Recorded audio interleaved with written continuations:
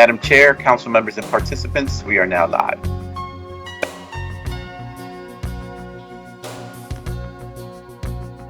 Good morning, everybody. I understand that state law currently requires that the following announcement be made at the beginning of every remote public hearing as follows. Due to the current public health emergency, City Council committees are currently meeting remotely. We are using Microsoft Teams to make these remote hearings possible. Instructions for how the public may view and offer public testimony at public hearings of council committees are included in the public hearing notices that are published in the Daily News, Philadelphia Inquirer, and Legal Intelligencer prior to the hearings, and can also be found on phlcouncil.com. I now note that the hour has come. Mr. Forster, will you please call the roll to take attendance? Members who are in attendance, will you please indicate that you are present when your name is called? Also, please say a few brief words when responding so that your image will be displayed on screen when you speak. Councilmember Brooks. Good morning, Madam Chair, colleagues. I am present. Good morning. Councilmember Gautier. Being know you're waiting. Great. Good morning, Madam Chair and colleagues present. Councilmember Johnson. Vice Chair Thomas. Good morning, Madam Chair. Good morning, colleagues. Good morning to the listening public. I'm present. Good morning. And Chairperson Gim. I am present. Thank you. A quorum of the committee is present and this hearing is now called to order. This is the public hearing of the Committee on Children and Youth regarding Bill number 220239 and Resolution number 220436. Prior to the clerk reading the titles of the legislation, I would like to note for the record that Bill number 220239 is being held. Mr. Forster, will you please read the title of the legislation being considered today? Resolution number 220436, authorizing the Committee on Children and Youth to hold hearings addressing the findings of the Enough is Enough Students Against Gun Violence campaign survey, which aims to address the experiences of Philadelphia high school students surrounding gun violence in the city. Thank you. Before we begin to hear testimony from the witnesses we have for today, everyone who has been invited to the meeting to testify should be aware that this is a public hearing. It is being recorded, and because the hearing is public, participants and viewers have no reasonable expectation of privacy.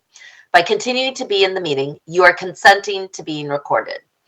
Additionally, prior to recognizing members for the questions or comments they have for witnesses, I will note for the record at this time that we will use the chat feature available in Microsoft Teams to allow members to signify that they wish to be recognized. In order to comply with the Sunshine Act, the chat feature must only be used for this purpose and solely by City Council members. And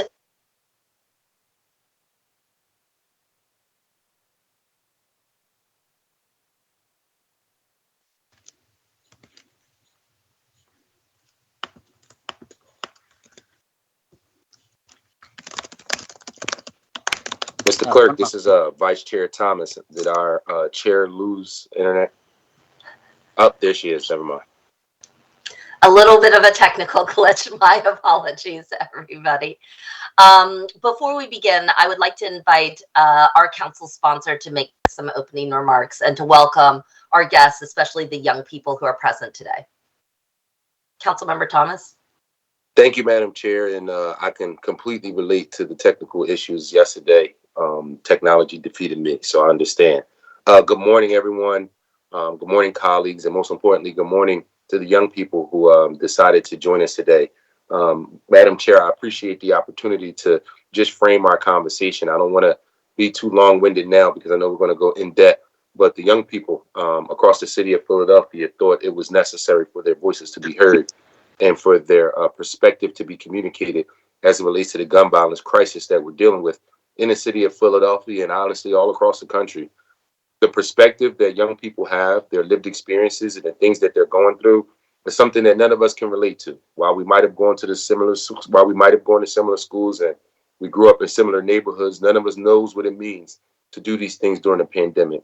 None of us knows what it means to do these things with a gun violence crisis the way it is, as well as a number of other ills as it relates to the society we live in. Over the past week, I've been privileged enough to attend 4 different graduations, high school as well as middle school. And out of the 4 graduations I was able to attend, not even including my own sons, 3 out of the 4 had gun violence as a part of the remarks as it relates to graduation. I remember graduating from high school 20 years ago. This year makes 20 years since I graduated from high school. And at my high school graduation, gun violence wasn't a topic. And I'm pretty sure most of the adults on this call right now can relate to the perspective that I had, whereas though gun violence was not something we discussed on the podium as it relates to accomplishing one of the most important things that you can accomplish before the age of 18. So what our young people are going through today is unprecedented. It's important that we give them platforms like this to be able to communicate their perspective and their opinion. And I'm excited to listen to not just the data and the findings from their research and their survey, but more importantly, recommendations as it relates to what we can do to improve the quality of life for them. Thank you, Madam Chair. I appreciate the opportunity to make a few brief remarks. And thank you to all the young people who thought it not robbery to be a part of this conversation today, even while they're on summer break. Thank you, Madam Chair. Thank you so much, Vice Chair Thomas. Are there any other members who would like to make any opening comments?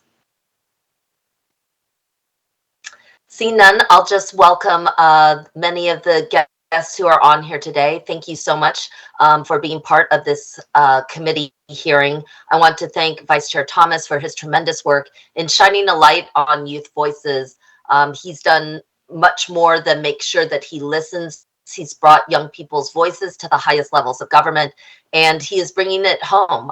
This is why local government has been created, to make sure that we are responsive to, listening to, shaped by, and meeting the needs of the constituents whom we serve right on the ground. We're not far away in some other city doing our work. We're right here alongside all of you. I want to thank especially the young people who are on today. Vice Chair Thomas, I also did a number of graduations.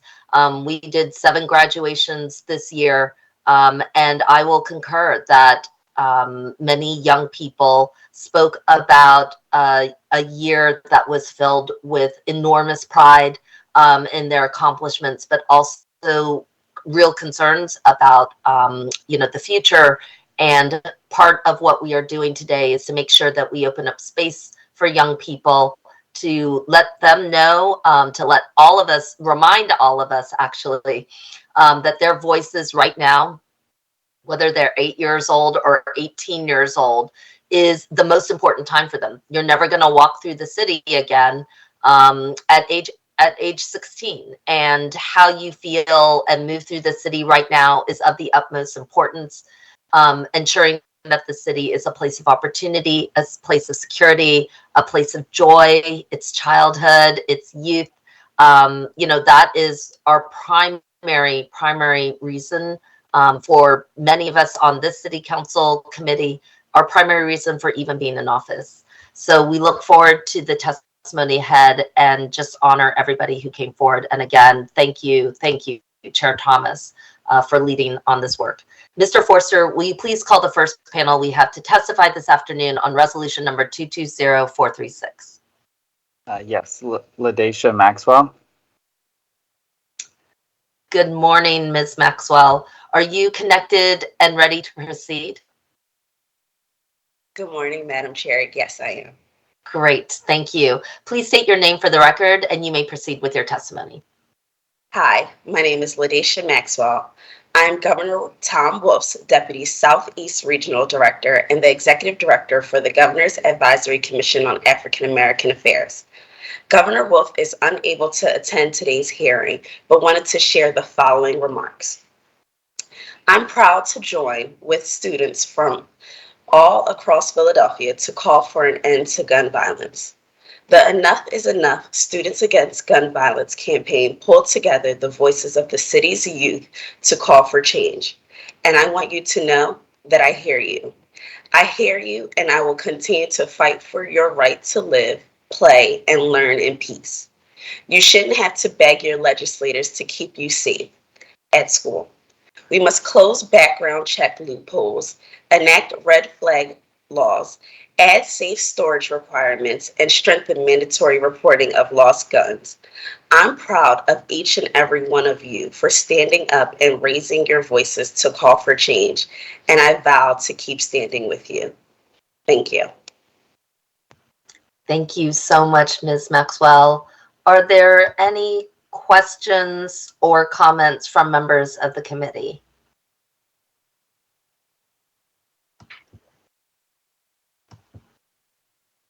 Seeing none, thank Madam you. Chair, Oh, I'm yes. sorry. I'm Yes. just struggling a little bit with the chat feature, so I'm going to go ahead and apologize for that.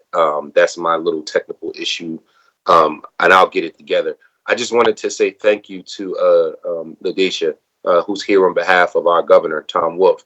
And I was just also hoping that Ladisha would be willing to make a few brief remarks about the surplus that the state is sitting on and some of the things that the governor might be doing to try to advocate for those dollars to be released. We know that the state has a multi-billion-dollar surplus right now.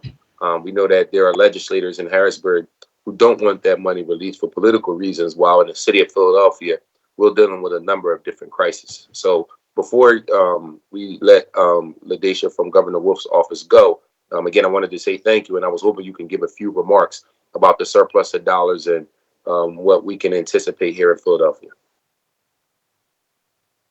Thank you, Councilmember Thomas, for the question. I am unable to talk about the surplus because I am unsure, but I know that we are working to release a gun violence package of about $35 million and I think a little bit more. I'll have the numbers I can definitely get the numbers over to your office. But yeah, I can't discuss that. No problem. No problem. I just think it's important. First of all, again, thank you for being here. But I think it's important to put that information on the record while we in Philadelphia are spread thin with a $5.6 billion budget. The Commonwealth of Pennsylvania it has more than doubled that in a fund that they're essentially not using, that we are obligated to use based on the requirements of federal stimulus dollars. So I just think that that's important information to put out there for the record. And of course, thank you for all the work that you're doing. And we appreciate you being here supporting our young people this morning. Thank you. Thank you very much. Thank you very much, Vice Chair Thomas, and I'll echo Vice Chair Thomas's remarks. Thank you very much, Ms. Maxwell, for being here today to deliver the governor's message. And then, of course, as you know, you can feel our city and its needs. And we firmly believe that handling gun violence is not only an urgent public safety issue, it's an economic security issue, it is a health issue, it is a children and youth issue. So it's a schools and education issue, there's no question. So we appreciate a concentration of effort around this.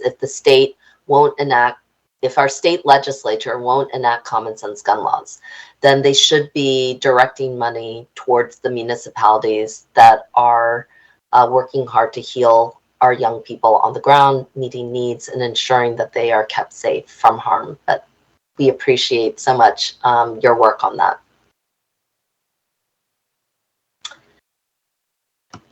Thank you so much.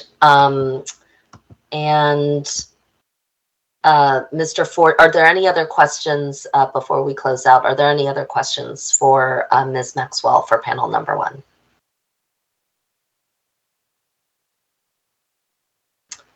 Great. Seeing none, Mr. Forster, will you please call the next panel to testify on the resolution? Asia Jones. Good afternoon. Good morning. How are you? Good morning, Ms. Jones. Are you connected? You're connected and ready to proceed, it appears. So if you could please state your name for the record, and then you may proceed with your testimony. Good morning, everyone. My name is Asia Jones. I am a recent graduate from LaSalle University, in which I received both my bachelor's and master's in public health. And I'm currently the Youth Leadership and Advocacy Projects Coordinator at CARE Philadelphia. During my last year of graduate school, I had the pleasure of interning for Councilmember Isaiah Thomas to complete my practicum course. Prior to this internship, I had taken an advocacy class in which I decided to focus on youth violence prevention, which ended up being a topic that I quickly noticed I was very passionate about. The news continuously showed young people being affected by gun violence, both as victims and perpetrators. Then, outside of the news, unfortunately, I began to attend funerals, both of family and friends around my age who had lost their lives because of gun violence in our city. When it was time to search for a practicum site, I wanted to do something related to gun violence prevention, but struggled to find a space in which I wouldn't just be an intern who filed papers away, but really would be able to implement a project that could have an influence. Through my education, I began to notice how impactful the advocacy policy world was, and decided to stop looking for sites with just a health view, but realize how much of a role politics played in public health. And yet, as a public health major, finding a place in the more political side wasn't the usual idea. This made me remember that Councilman Thomas's chief of staff had given me her card, and before reaching out, I decided to do some research to make sure that Councilman Thomas's office would be a good fit, and quickly noticed the agendas on both, specifically gun violence agenda and the youth agenda posted on his website.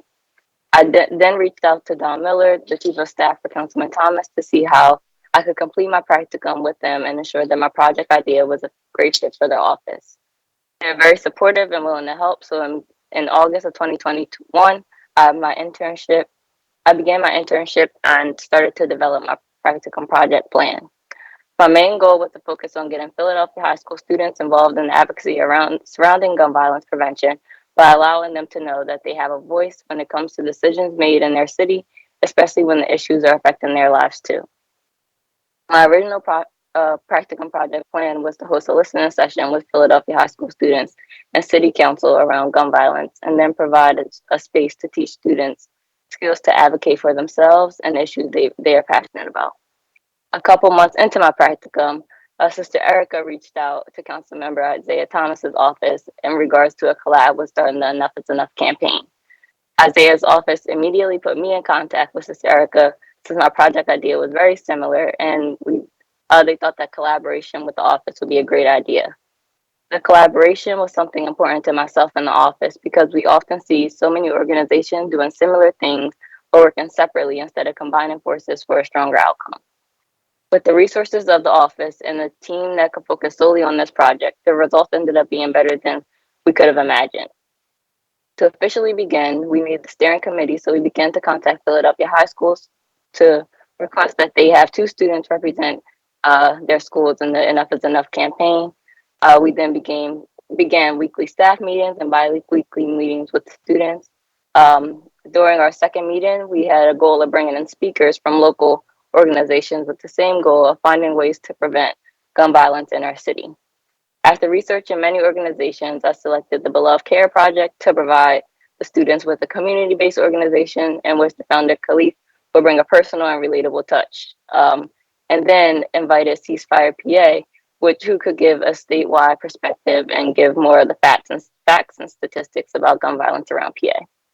During this time, Adam Garber, the executive director for Ceasefire PA, invited Enough is Enough students to participate in their advocacy day, in which I was able to bring 3 students along with me to come and speak with Philadelphia representatives and about their experiences as a young person in the city and their recommendations for change.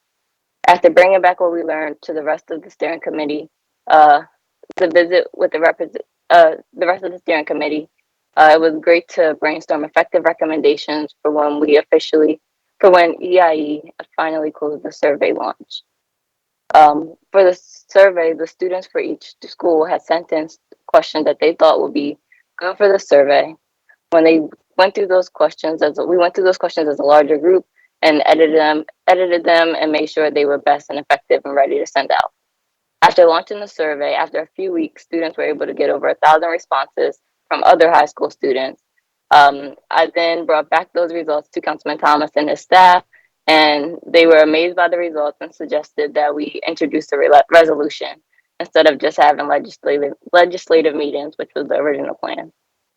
In order to ensure this was done in the best way, the staff helped to thoroughly review the survey and were a huge part in helping to cover the gaps in participants by reaching out to their networks from the parts of the city that the 9 schools involved did not cover. Northeast Philadelphia specifically being one major blind spot. but it was quickly resolved by the help of the Thomas team. By the end, with the help all around of the Enough is Enough campaign committee, along with the help of the Office of Councilmember Isaiah Thomas, the survey received over 1,300 respondents. Seeing how many students took the time to fill out that survey has shown me how much young people do care, and the results show that the impact of this issue has on so many lives. Although the policies and practices put into place to keep students safe are made with good intention, I learned from these students that just simply asking them what they would want to do and including them in the decisions can make a huge difference, rather than those older than them making decisions based on what they think will be best. Throughout my time in Councilman Thomas's office, I was able to gain experience with reviewing and editing resolutions, which ultimately allowed me to work with Councilman Thomas's staff to write the resolution for Enough is Enough, in which we were so grateful for the co-sponsors who took the time to review this and hopefully will continue to help us make a change in the city. After the introduction of the resolution, the councilman's staff helped us to prepare for a rally at City Hall. His communication director played a huge part in gathering press to ensure that the students got the coverage that they deserved. Spending the year with Councilman Thomas's office was one of the best learning opportunities for me and allowed me to finish my MPH degree successfully. I even earned the honorable mention practicum award for my degree having such an impact on different people in the city. Isaiah and his staff continuously allow young people to have a voice, and his office does everything in their power to provide you with the resources they need to be successful. And we are in hope that the work done between us young people and City Council doesn't stop here. Thank you.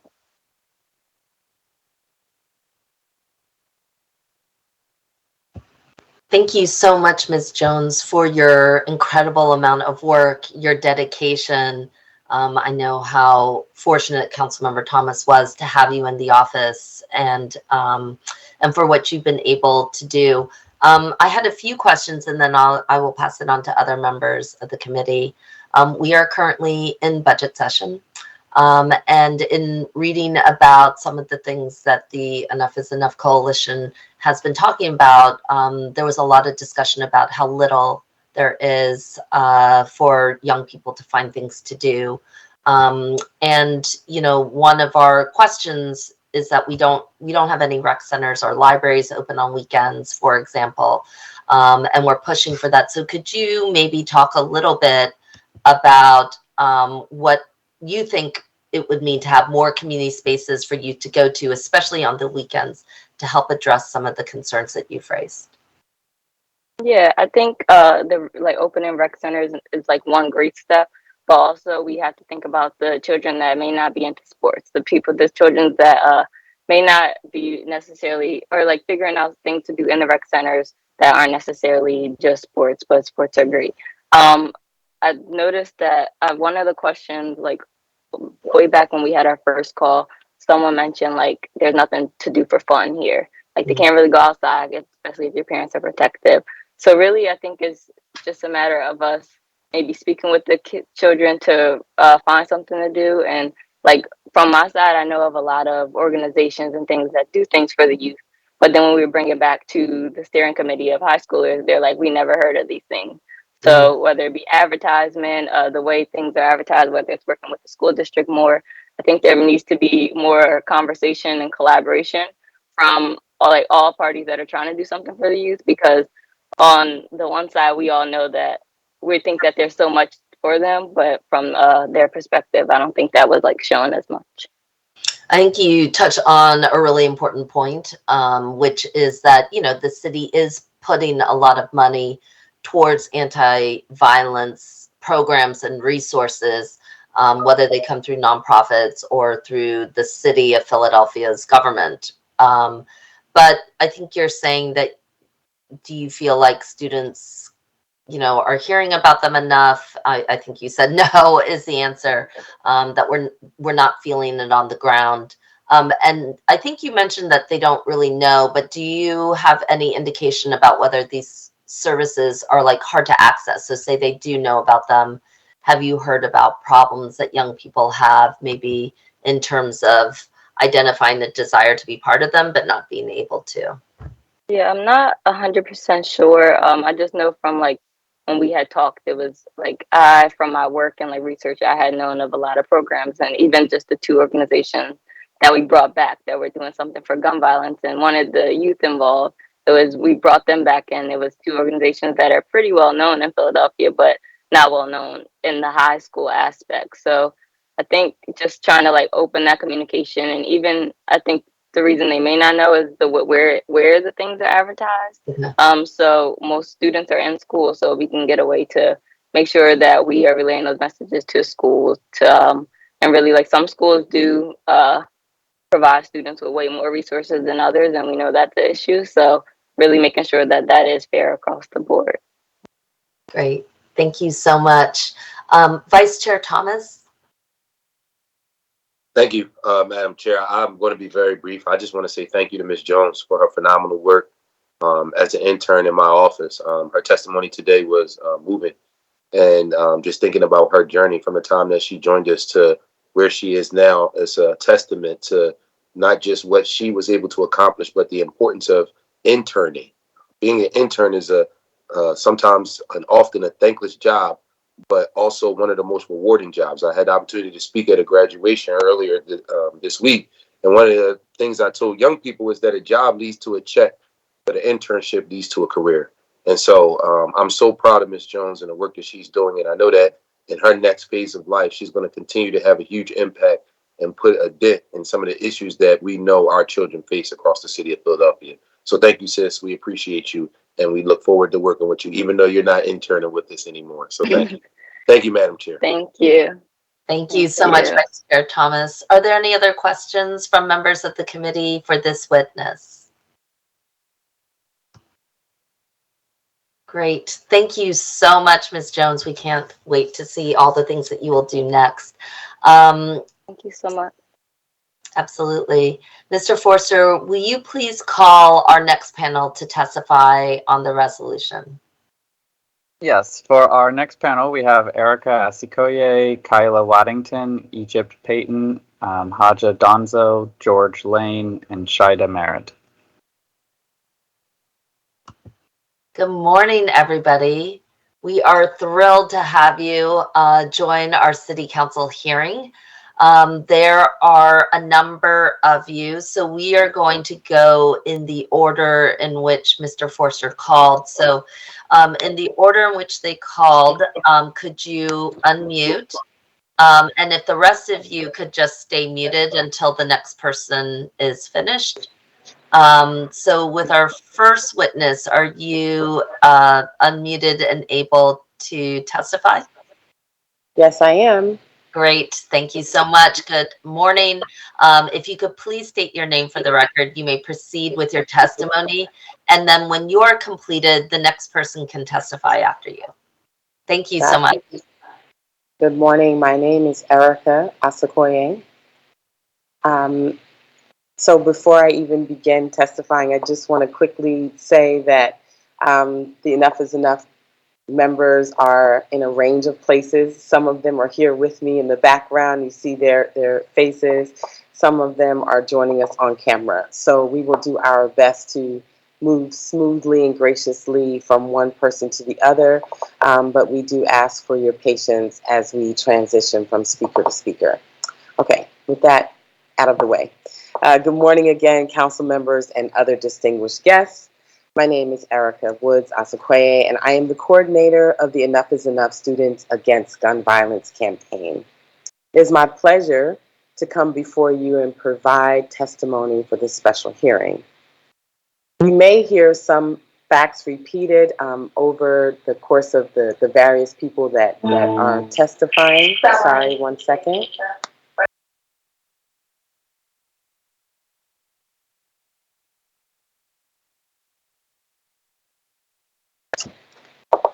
We are located in a school, and so there's some professional development and some announcements going, so I do apologize for that. The point I was just making is to the degree that any of this is a little repetitive with some of the facts that we are repeating, I do apologize, although I think much of it bears repeating in some instances.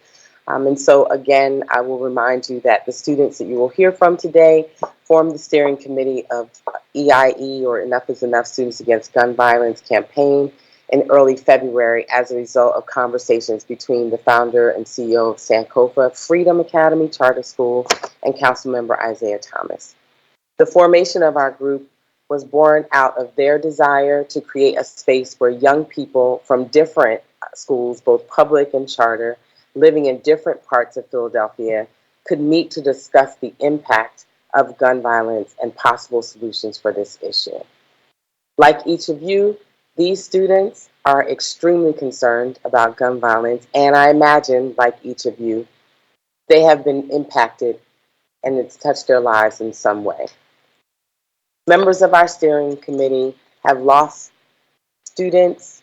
There are adults that have supported each of these young people, so we consider them members, and they have lost students, they have lost colleagues, others have lost loved ones. So there's not one person who you will hear from today untouched in some way. We have shared the results of our survey created and distributed to students in grades 7 through 12. To date, there have been 1,340 respondents, and our goal today is to bring your attention to some of that data. Each student selected the data that they were most concerned about. You will hear their thinking and their recommendations that they think will make a difference. We hope that you will engage them in conversation and ask them questions so that they can continue to have a place to express their thoughts. You will hear about how the student respondents have been impacted. You will get a sense of where they think there has been a lack of leadership, where they think there has been a gap in resources, and you will also hear them articulate their expectations of you, the elected and appointed leaders they are relying on to bring about change. Finally, you will also hear them describe their understanding of published reports like the 100 Shooting Review Committee report, and how some of the recommendations from that report connect with some of the findings from our survey. Before you hear from them, I would like to take just a few more minutes to highlight a few additional points.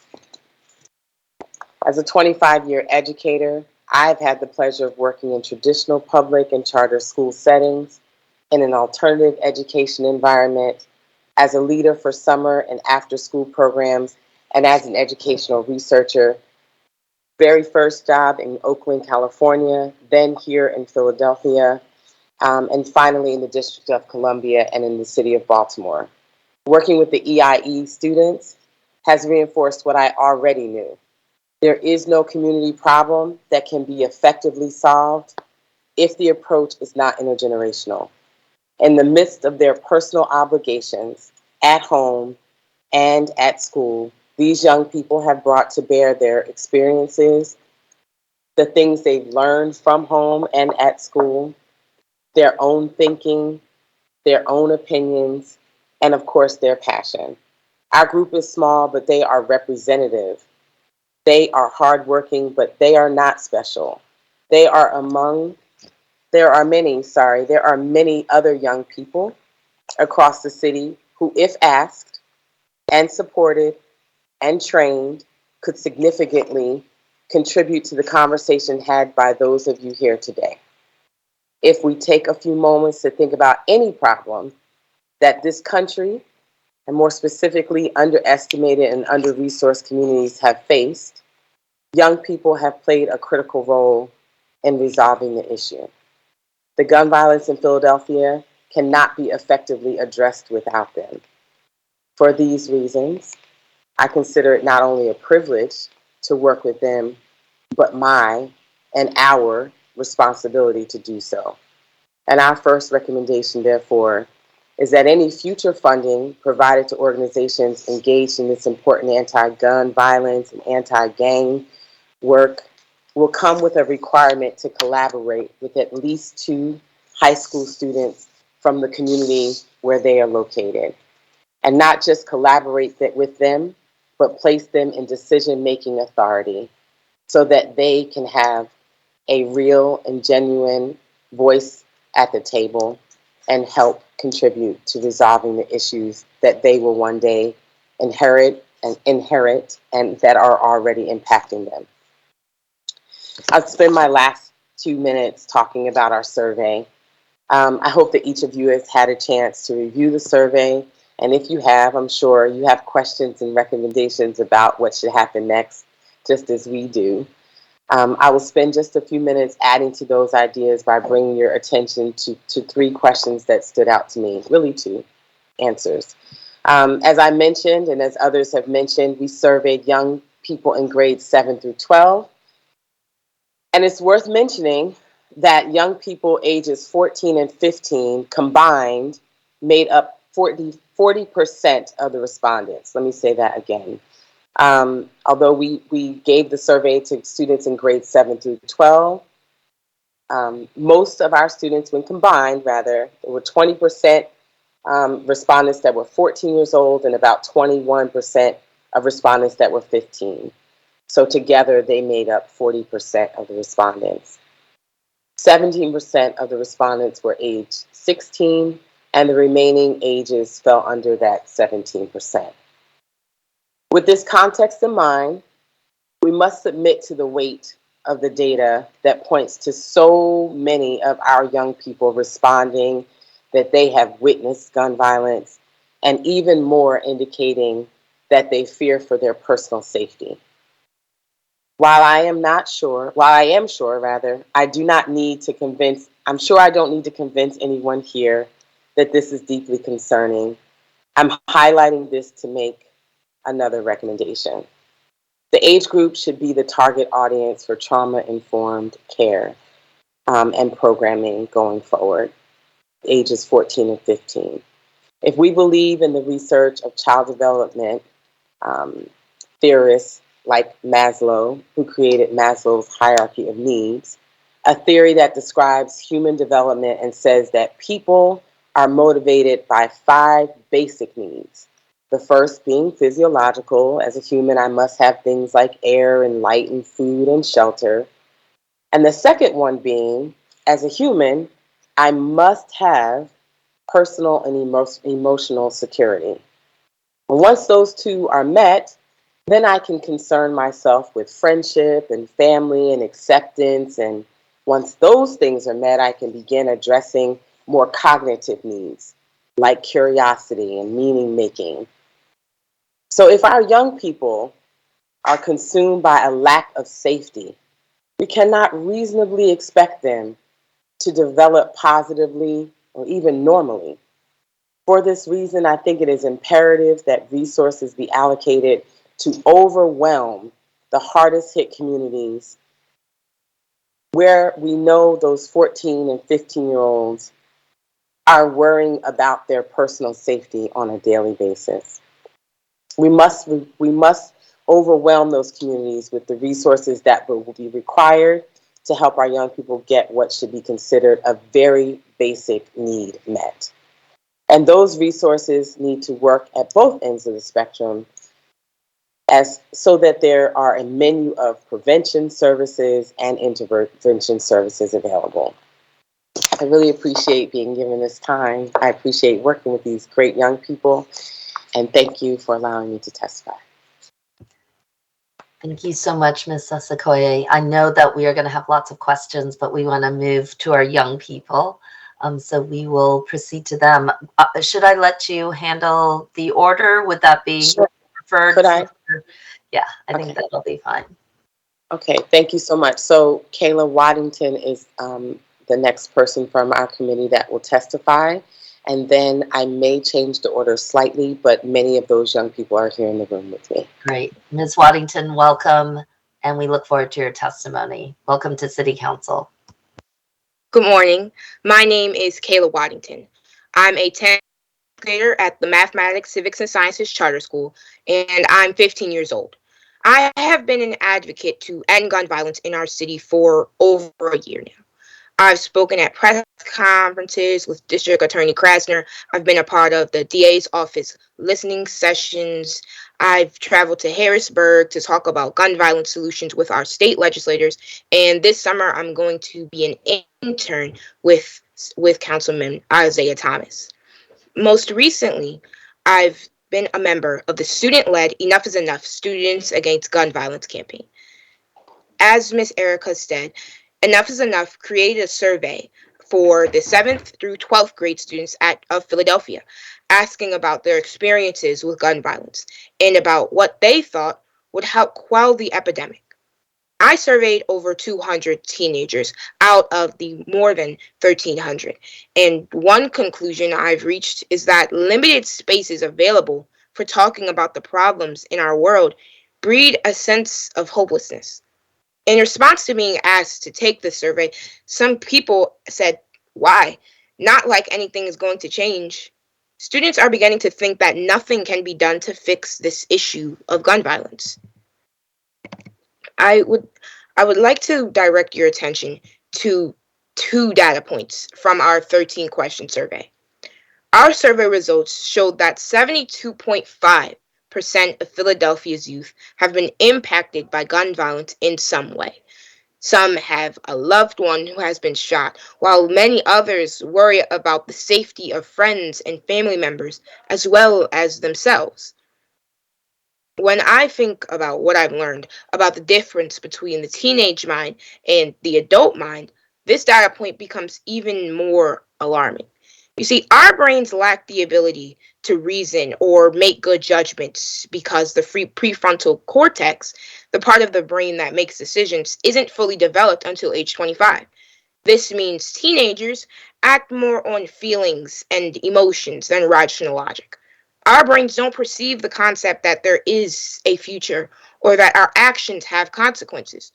It's hard to care about school or doing well on the Keystones when we're worried about our own safety or when you don't even believe you'll live past 20. To account for the developing minds of teenagers, schools need to teach us conflict resolution skills so people don't get hurt. How many shootings and deaths could have been avoided if teenagers were just taught to problem solve, resolve conflicts, and think before they act? Take the South Street shooting, for example. 11 people were injured and 3 people were killed because an 18-year-old and a 17-year-old heard gunshots and figured they should start shooting too. Our survey also showed that 57% of students said that more mental health professionals in schools could be a potential solution to gun violence. I come before you asking that you allocate resources to schools so that every school has a necessary mental health professional to student ratio. Many of our schools have more police and security guards than they do school counselors or psychologists. According to the American School Counselor Association, there should be 1 counselor for every 250 students to help students plan and prepare for their futures, whether that be college, the military, trade school, or joining the workforce. Schools also need 1 psychologist for every 500 students to help students deal with any mental health crisis they may be facing. If this is the suggested required number of professionals under normal circumstances, what should the ratio be after a global pandemic in a city with gun violence rates like ours? Many states and school districts across the country do not meet these standards. Philadelphia is one of them. If our city can allocate resources to schools in the form of more therapists and counselors that kids can talk to about what is happening beyond the school walls, we won't have to hold everything inside anymore. There's a well-known quote that is scientifically proven. Hurt people hurt people. When kids don't have a place to let out their anger and aggression towards the world in positive ways, they do so in violent ones. Providing students with a space to talk about things like gun violence can prevent them from becoming perpetrators of violence themselves. I understand that you all have implemented measures to deter gun violence across Philadelphia and to catch perpetrators, such as installing security cameras outside of schools. But the truth is the people who are shooting aren't thinking far enough ahead to consider the consequences of their actions. A teenager whose brain doesn't have a fully developed decision-making center believes that they simply won't get caught. Because of this, deterrents, like more security cameras and police officers in schools, don't actually deter violence. Providing teenagers with a safe place to talk about their lives can help quell any sense of hopelessness that comes with living in a post-pandemic world full of gun violence. Providing teenagers with counselors who help us to see and believe there is a future will give us hope and something to look forward to, something to live for. Providing teenagers with conflict resolution skills can make someone think before they pull out a gun. Philly's youth needs the City Council to allocate more resources to schools in the form of counselors and psychologists so that we aren't scared to live in this world that we will soon inherit. Thank you for listening. Thank you so much. Can we have the next witness? Good Morning. morning. Good morning. You can hear me? Yes, if you could please state your name for the record, you may proceed with your testimony. Good morning. My name is George Lane. I'm an upcoming sophomore who attends St. Sankofa Freedom Academy Charter School, and I'm also a member of the Enough is Enough campaign. This campaign is so important to me because I have lost many loved ones and peers to gun violence. In today's time, looking over your shoulder and questioning, will you make it back home alive, is the norm of being a youth of Philadelphia.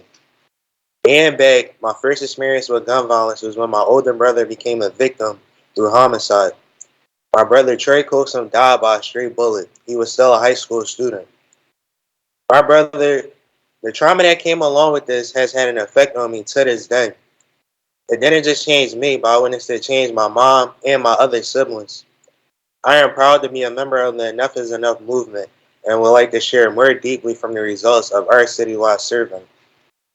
The data I would like to highlight from our study focuses on the limited awareness of our city leaders. More than 86% of the 1,300 students surveyed were unaware of anyone that makes decisions for their own community, such as ward leaders, block captains, or city council members. In addition, 95% of students cannot name a neighborhood resource to go to for help if impacted by gun violence. Based on the conversations EIA has been engaged in, we have become aware of some of the organizations and programs in place for prevention of incidents related to gun violence and also for people who are affected. However, why aren't all young people aware of these programs? This gun epidemic is referred to as a health crisis by many leaders in power. So why can't we treat this the same as other health crises similar to COVID? To address this issue, the people in office need to do more field work and interact with communities they are supposed to lead. Leaders need to feel obligated to connect with us. We are the ones you are making choices for. As city officials, you should not feel comfortable with seeing how many young people are unaware of who you are or what you have implemented in our communities. Communication is necessary in order for this to be solved. Advertising programs you all have advocated for and created should be a focus of your offices. Again, I would like to reaffirm that City Council must improve communication with the community, especially with the youth. We need more town hall meetings. We need more visits to churches and masjids. We need more visits to schools and recreation centers. District council members should form a committee of youth leaders with whom they meet monthly from the high schools and their districts. These meetings can be opportunities for youth to become informed about resources and be live streamed and uploaded to all social media platforms so that other students at school can see it. Another recommendation is the Council 100 Students Review Report could be used as a starting point for discussions about what we can do together and should be distributed and used as text in schools. Lastly, I want you all to hold each other accountable to interact with us more and to be committed to conquering this gun epidemic with the same energy and attention that was given to COVID. We need action. We need change. We owe it to victims like my brother and families like my family. Enough is surely enough. Thank you for listening to us today.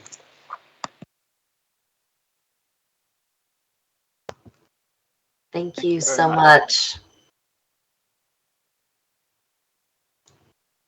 The next witness, is the next witness ready to testify? Hi, can you hear me? Yes, we can. Good morning, and thank you so much. If you could state your name for the record, and then you may proceed with your testimony. Okay. Good morning, members of City Council. My name is Egypt Payton. I am a member of National Honor Society, Vice President of COIL Student Government, and a member of Minds Matter, a Temple University pre-college program. And this summer, I'll be attending Boston University for a summer enrichment program through Minds Matter. I want to begin with a quote by Malcolm X, which reads, "The greatest mistake of the movement has been trying to organize sleeping people around specific goals. You have to wake the people up first. Then you'll get action." I think you all have been asleep, so I will attempt by waking you up gently. The first thing children are taught in schools is that sharing is caring. Do you care about the gun violence happening in our city? Have you had enough? If so, what are you going to do about it? Are you sharing the information to bring awareness to the issue plaguing in our city? Are you using your powers for good to affect change? Recently, MOTEP participated in an anti-gun violence demonstration called Enough's Enough. In the survey, roughly 46.2% of students participating in Enough's Enough survey indicated that gun violence should be discussed at schools more. I am part of that 46.2%. I propose that the council members should form a committee with student representatives and will meet monthly on Zoom and talk about solutions, statistics, and information needed to bring back to the school. And most importantly, visit our schools so to have more interactive meetings. Schools should also be where students learn about gun laws, gun violence statistics, and what young people can do about it, instead of kids going into trauma blindly without solutions. For instance, at MOTEP we practice pillars of peace. If any student or staff member has an issue, they can request mediation. Other times, they're referred to mediation to prevent incidents from occurring. What if we practice pillar of peace in our communities? What if we can attempt to prevent violence before it happens? We have to know that gun violence is not normal and don't have to keep accepting the rising numbers. Have you opened your eyes yet? Are you awake? Do you are ready? Do you want your help? We need your help. It's up to you to take the next step. Thank you for listening.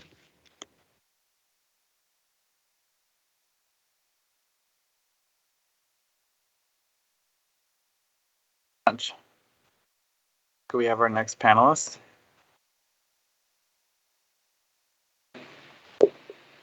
Good morning. Good morning. Could you please just state your name and then begin your testimony? Thank you. Good morning, members of City Council. My name is Davion Jackson. I am a rising senior at MOTEP Institute Charter High School. As an MOTEP scholar, I serve as a STEM ambassador, a scholar athlete, and I am currently an active member of the Enough is Enough Steering Committee. I want to discuss data points that are of concern to me. Our Enough is Enough survey indicated that out of 1,300 students surveyed, 455 of those students responded no when asked if they had something fun to do in their neighborhoods. Apparently, there's a disconnect there.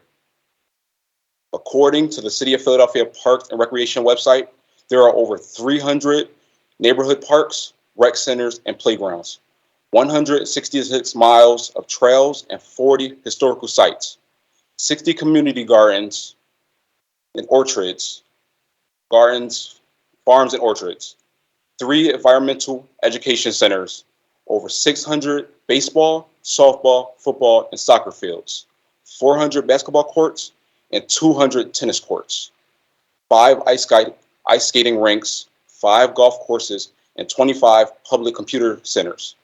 With these numbers, the City of Philadelphia's youth can find plenty to do.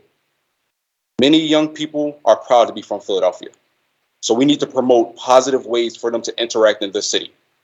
I believe the Philadelphia City Council and the mayor should put more funds into activities at our recreation centers, maybe even think outside of the box. Advertise effectively and help students find a passion instead of a gun. If students are given positivity and more opportunities to try new things, they might stick with it instead of finding negativity. Can you help our city youth and find a safer Philadelphia? Thank you for your time. Thank you very much for your testimony. Could we have the next person?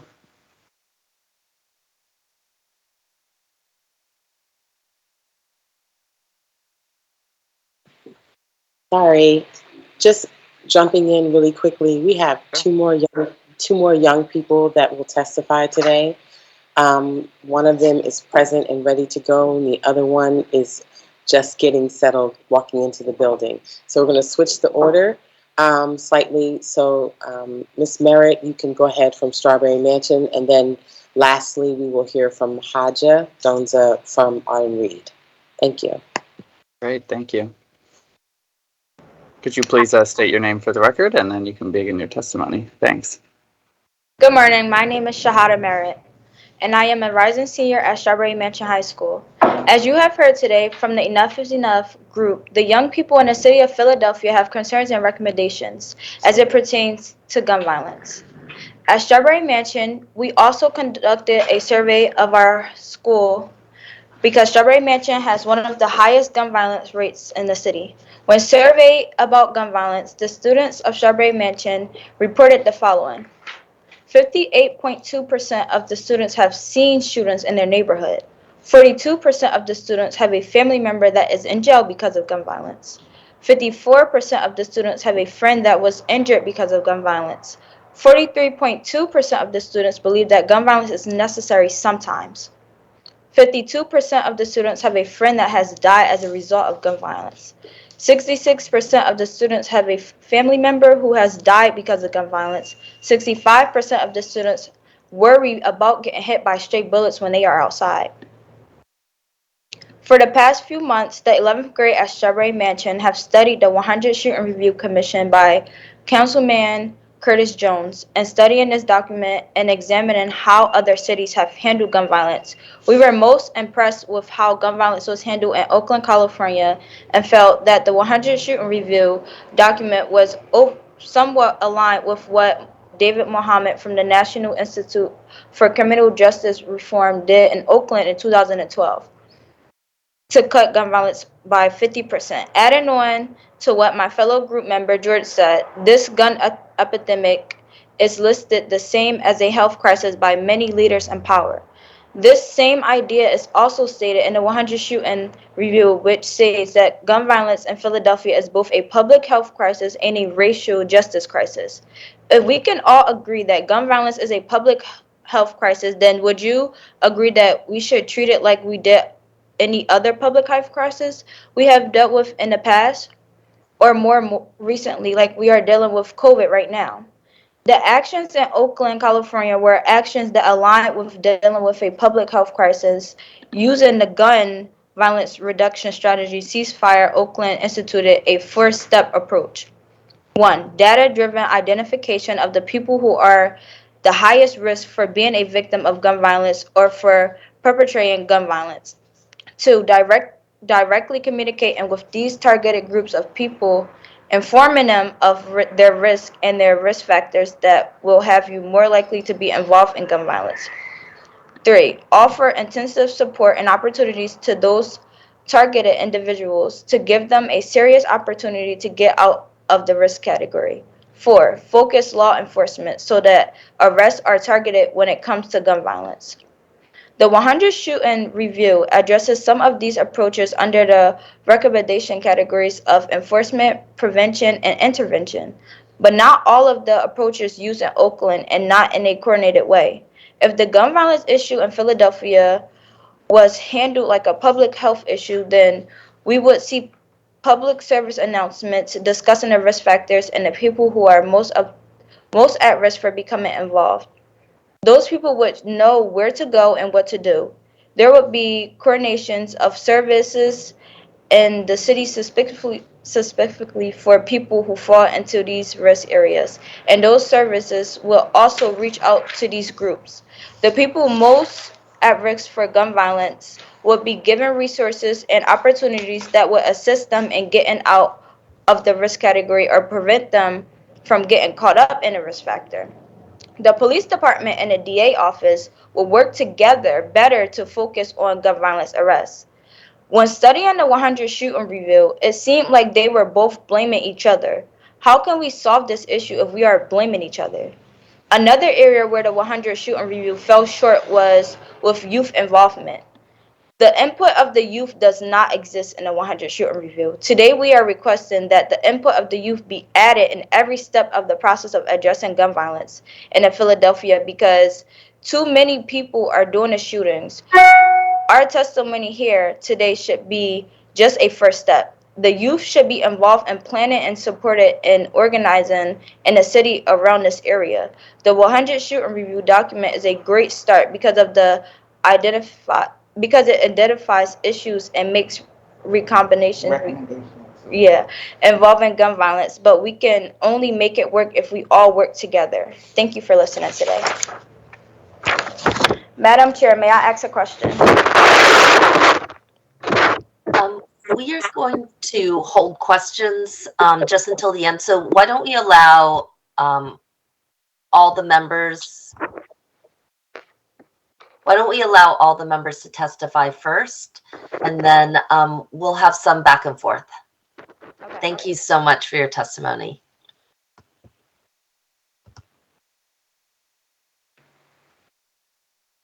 Yep. Mr. Forster. Yes, can we have the next witness? You can just read your name and then start your testimony. Thank you. Hi, my name is Hata Donzo. I'm 17 years old. I attend Universal Auto Charter High School. I live in Southwest Philly. I'm also a part of Enough is Enough. I participated in Harrisburg gun violence campaign and am a former member of the Student Youth Court. My opinion on gun violence is that the majority of my peers in our community don't have the support from their parents and families, so they depend on their schools for things like food, safety, and activities. For example, in our survey, students to name a place they could go in their neighborhood to talk about the impact of gun violence and for support. 95% of the students could not name a neighborhood resource. Therefore, my recommendations is that more resources should go to our schools because that's the only place that is mandatory for students to go. And if you don't make school safe and fun, it will motivate kids to want to attend.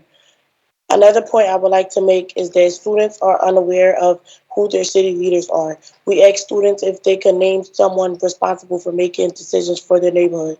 87% of the students cannot. They should start off by knowing who their city councilman or woman is because a lot of the changes and differences are made by those people. My recommendations is that council members should make it a priority to visit all Philadelphia schools and sometimes take part in school activities so young people will get to know who they are. One final point I want to address is that although we definitely don't overlook the good the city has to offer, the tremendous increase in gun violence causes us to not acknowledge the good that can be found in our city. Our survey asked students if they have been impacted by gun violence. 46% of respondents said they have loved ones who has been shot. We don't want to have to live every day like there's a war going on. We don't want to worry that our lives will be taken on our way to schools or to work when we are out with our families and friends. Lastly, we don't want to see so many seats in our graduating class empty because they did not live to see their senior year. In closing, I think a stronger support system in schools will help Philadelphia youth feel more motivated and safe. By doing this, I guarantee gun violence will increase and we will see a change in our city. Thank you, everyone, again, and my name is Hans Context. Thank you very much for your testimony.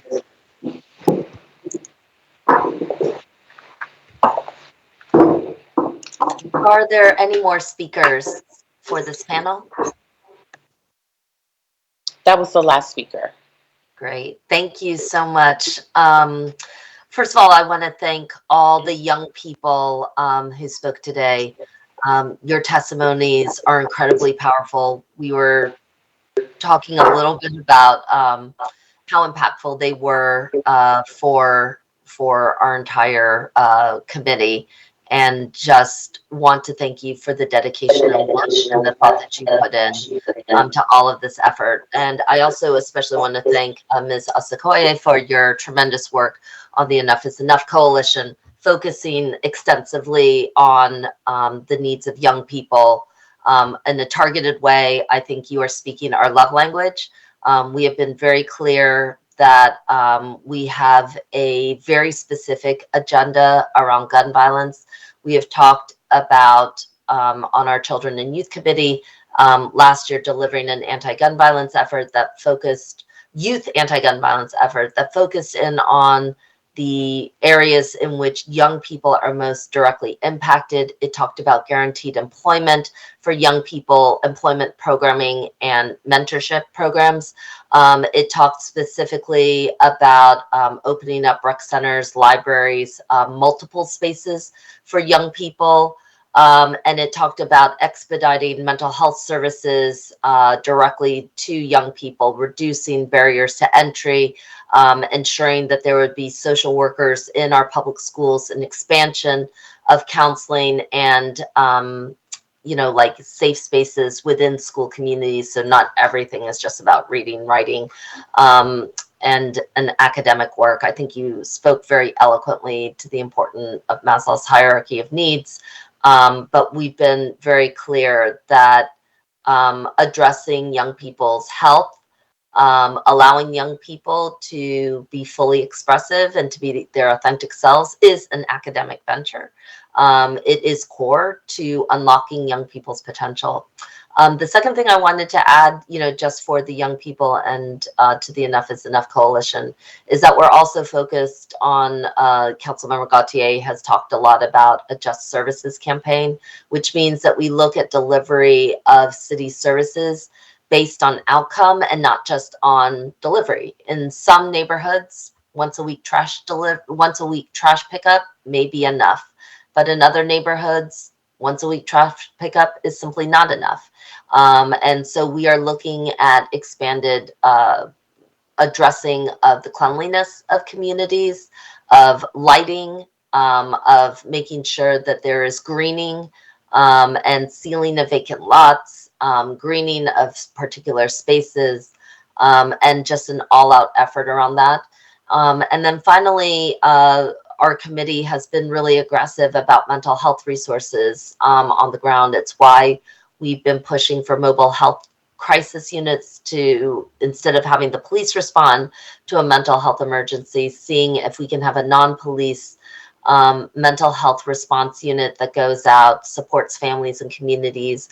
We've been very aggressive about young people, getting them the services they need at the Juvenile Justice Services Center. But I think most importantly, other than what we do and what we've been talking about, I think the testimony today just reaffirms the need for young people to be able to see this, for it to be visible in their lives. And so we have a lot of work to do on that front. I want to thank this panel for your tremendous amount of work, and look forward to hearing more as we go through questions. Are there members? I know Vice Chair Thomas has a question for this panel. So I will recognize Vice Chair Thomas, and then we can continue on with other questions. Thank you, Madam Chair. Before I begin with my questions, I know that there was one of the panelists who had a question for us, so I'll allow that panelist to ask their question first, and then after that, I'll go into my questions.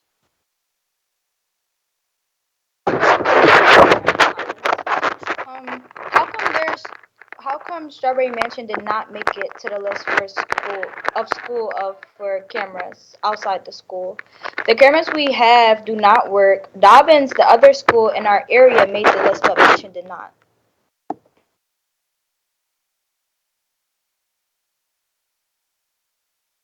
Thank you for your question. I appreciate it. I think it's a great question. And if I knew the answer, I could assure you that I would tell you, but I honestly don't know the answer to that. But my staff and I will make sure that we do our due diligence. And if we can get an answer for that before this hearing is over, we'll try to deliver that information. So I appreciate that question. Just a few questions. First of all, young people did a phenomenal job with your testimony. It was amazing. Some of the information broken down from a data perspective, from a scientific perspective, to me makes 100% sense. I think that if we're going to be serious and intentional about allowing young people to be a part of the conversation. It's imperative that we make sure that we get information right. So if somebody can just take a moment to list very quickly all of the demands that have been communicated so far, so we can make sure that we got every single request and recommendation that was communicated today, even if each person just takes about 15 seconds, because we are pressed for time, because I know we never have another hearing, even if each in another resolution. So if each person could just take maybe like 15 seconds or so, or if one person can deliver all of the recommendations. I definitely heard the recommendation around counselors and supports in school. I heard the recommendation specifically related to committees and some type of, I guess you could say, new platform that you recommended that we create, where council members work collaboratively with the young people and meet on a monthly basis. We heard more transparency as it relates to information and resources for free programs and services. But I'm sure I missed something because you had a number of different recommendations. So I'll stop right there and hope somebody can jump in and help complete that list. So, thank you, Councilmember Thomas. If you did not hear the recommendation that you named, then I will ask you to speak. But he just ran through quite a few of them. I did not hear one that I mentioned, which is to make sure that organizations who are receiving funding for anti-gun violence work are required to include at least 2 high school students. Maybe it's not 2, but some number of high school students in a decision-making capacity. That was one recommendation.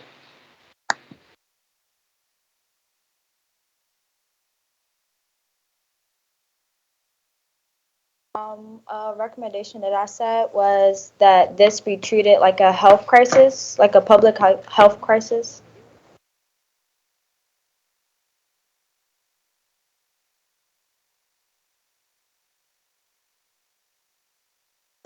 Another recommendation that we both had that was similar is how we don't hold council members accountable for interacting with us and also advertising those programs that are already intact. Like from us being members of the steering committee, we have knowledge of what the programs are, but our peers and just regular youth people aren't aware of the stuff that are already intact and implemented in our communities. And I feel like that's a big communication gap.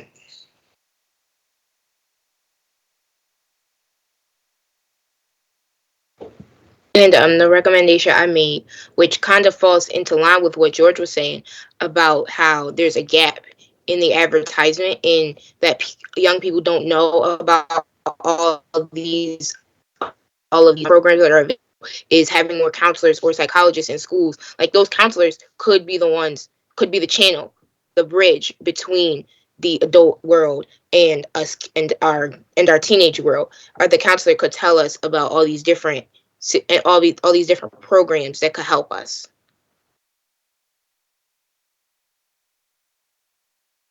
Thank you. We just wanted to make sure that we had that list of recommendations. I see that I see that there are a lot of young people from across the city of Philadelphia. I'm wondering, based on the data that you collected, were there different responses from different sections of the city?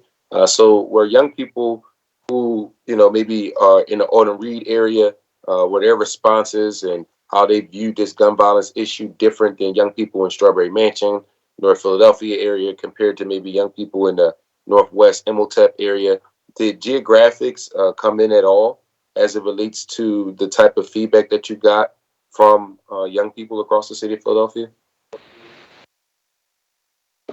So we could make some inferences, but we really asked young people to give their zip codes because we wanted to know more about where they lived and less about where they went to school. But we later learned that that was kind of a tricky question because a lot of young people were unaware of their zip code. So we're not totally sure or confident in our sort of zip code data.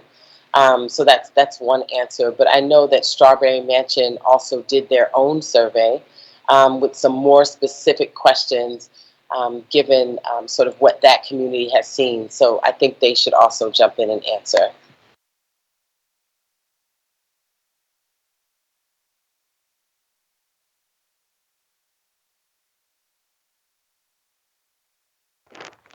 58.2 of the students have seen shooters in their neighborhood. 42% of the students have a family member that was in jail because of gun violence. 52% of the students have a friend that died because of gun violence. 65% of the students worry about getting hit by stray bullets going outside. 66% of the students have a family member who has died because of gun violence. And this is from our area. Thank you. Thank you. That is very helpful. Again, I want to say thank you to everybody for your questions. Madam Chair, I might come back for a second round. I see colleagues are queued up for questions, so I'll yield the floor. Thank you. Thank you very much, Vice Chair Thomas. The chair recognizes Councilmember Brooks. I want to begin by saying thank you guys so much for taking the time and just doing the work of looking through the 100 shooter report and taking the time to prepare for this hearing. To the young man's point, this is not something you guys often have an opportunity to do, or folks that are from where you're from even know that they should. I want to thank the teacher or the organizer of this as well for the efforts and hard work. As a former educator, I know what it means and the importance of bringing young people into the space for them to begin to access their power. My question is, we talked about communication and the best way to get this information out to young people. I would like to know what are some of the recommendations, because from my experiences in schools, they're usually roadblocks. Strawberry Mansion might have a wonderful program where the counselor gets all the information out, but we send information out through the school district methods, through individual schools. I've tried to get information into schools and get roadblocks in communicate, whether someone drops the ball or whatever the situation. I would like to know what is the best way to get this information into your hands directly so you can be the advocate for yourself and your peers. I say the best way would be through social media, because a lot of people our age and younger than us is always on social media. So the best way to get things out to the young is social media. So you're talking about Instagram, TikTok. I'm trying to figure out, does it have to have a song to it? Like I have children that are older than you guys and your same age, and I just want to make sure as we're talking about getting this information, and the communication style and delivery is important. I just want to make sure that we're aligning with this request in a way, if possible. I'm sure social media could like play a part in it, but I feel like it also might just be an echo chamber, because I know on platforms like Instagram and TikTok and Facebook, things like that, you only get the information from people who you already follow, or from people who you follow that are like that. Like if somebody follows like ballet, they're not just gonna randomly get the don't shoot people um uh advertisements on their page. So I really do think that the most viable way to get this all out to our teenagers is through our schools. I know you talked about the roadblocks, but I think we just have to figure out a way to steamroll over those roadblocks, because if this is where kids are, we're at school. That's just where we are. So that's like the way to get the most reach. And is it in paper form? Is it robocalls? I know I'm getting into the weeds with it, but as a parent, I know that these chains of communication will go to the parent if we send it to the school. And I don't know if we're still in the age where people give out paper to put in a book bag to get those communications out to young people. I was gonna say I feel like schools is the right option, because if you host like classroom classes, or you guys come to the school and speak and pass them out or so, we'll actually have to do it. Or if they make it mandatory for us to do it, if you go on social media, we can just scroll past it and like and just look at it like it's a regular post. Or we don't. It's not mandatory for us to click the post and actually go promote your gun violence thing or your gun violence post. But if it's in school, we have to do it. Especially if they make it an assignment or classwork, it's a grade for us. So like we're gonna have to like achieve it or do the work. Exactly, like Haja was saying, when we have at school, we have like our assemblies in the lunchroom. Everybody just comes in the lunchroom, and somebody comes to talk to us. Like when that happens, we at least we're hearing it. At least we know. Like it can, like if it applies, if it doesn't apply, let it fly, right? But to those people who it does apply to, they'll at least have it as an option. And what grade do most of you guys represent? I'm I'm in gonna. going to 11th grade next year. You're going to what grade? I'm going to 11th grade in 11th grade. I'll be a senior this year. I'll be a sophomore next year. I'll be Sophomore. a too.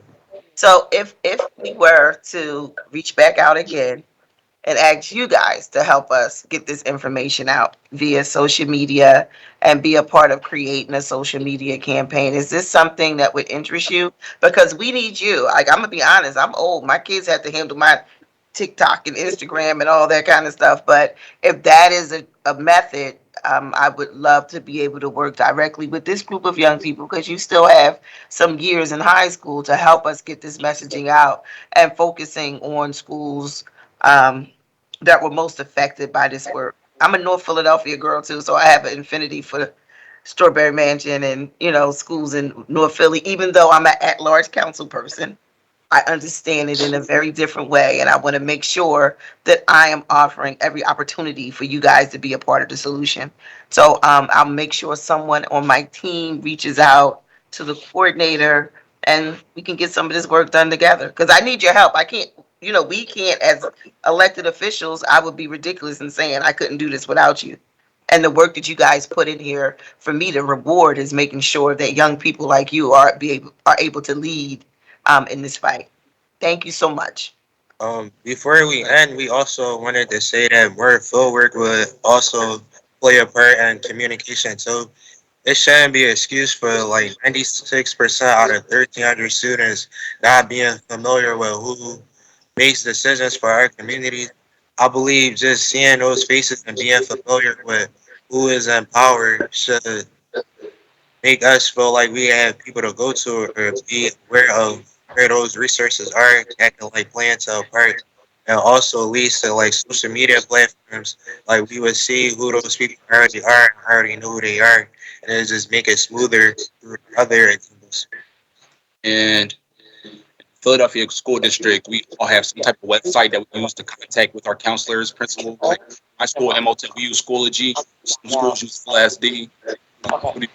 Our emails.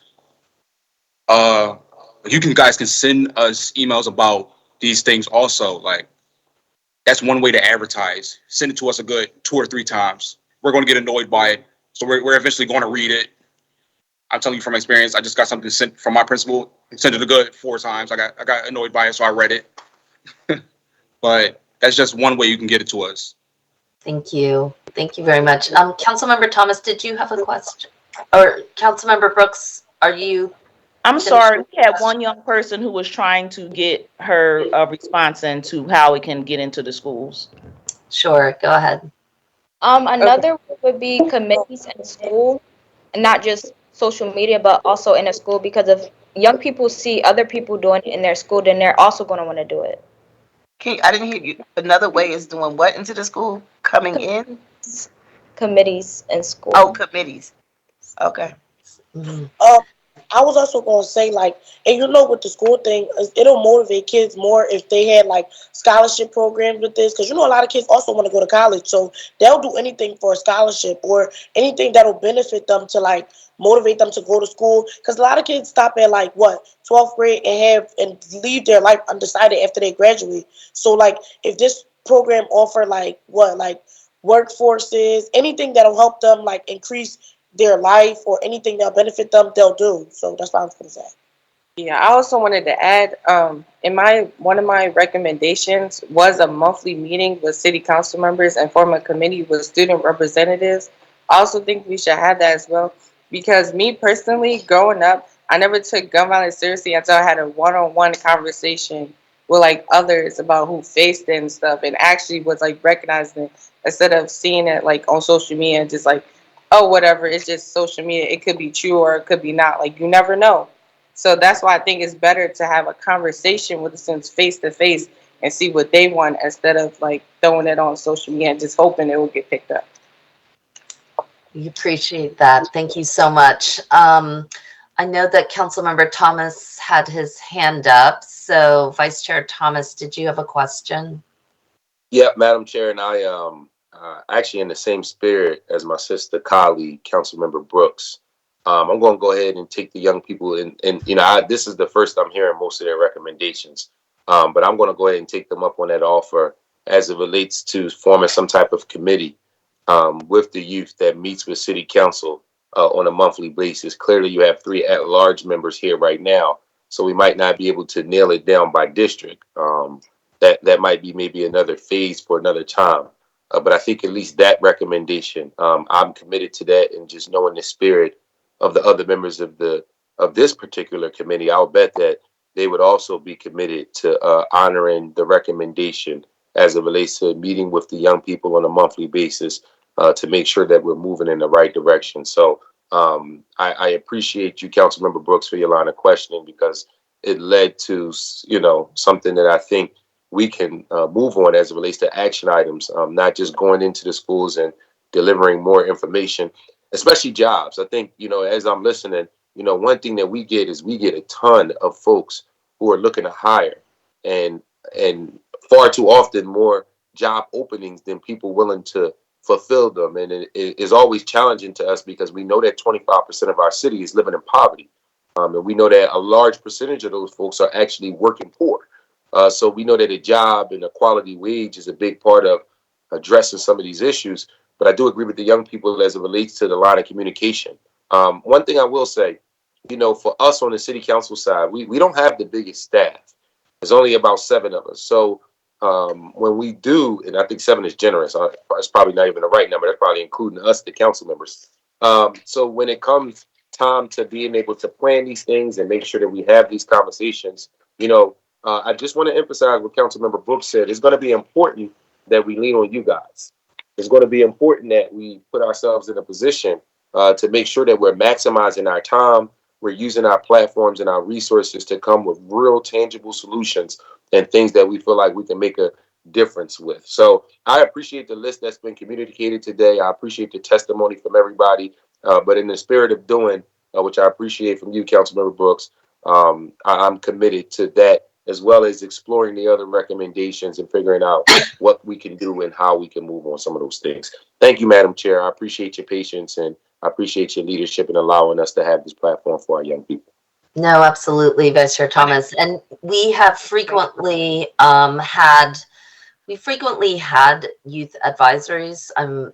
Most of our work around foster youth, most of our work around youth returning from residential placement have been directed in partnership with other youth leaders. I think we would be honored to have this group, meet with our City Council Committee on Children and Youth on a regular basis. And I think the Enough is Enough Coalition has more than demonstrated their capacity to not only be, a sounding board, but actually a driver of ideas for us.